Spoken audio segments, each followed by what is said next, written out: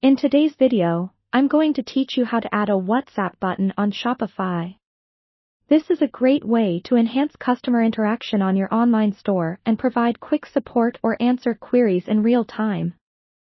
So, let's dive right in and explore how you can set this up seamlessly. First, we'll need to head over to the Shopify admin dashboard.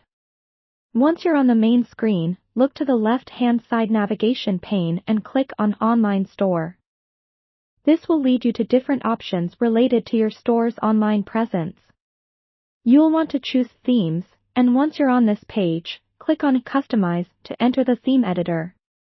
In the theme editor, you'll see a variety of options for customizing your store. Look for the Sections tab, and from there, select Add Section. This is where you'll have the opportunity to insert different kinds of blocks or functionalities into your store. We're interested in adding a new feature, so you'll want to choose an HTML block to insert your custom code. To add the actual WhatsApp button, you will need a snippet of HTML code.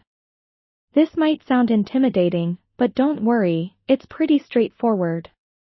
In a new browser tab, search for a WhatsApp button generator. There are several sites out there that allow you to customize and generate your own button. Once you've personalized it to fit your store's style and color scheme, copy the provided HTML code. Head back to the Shopify theme editor, where you've selected the HTML block.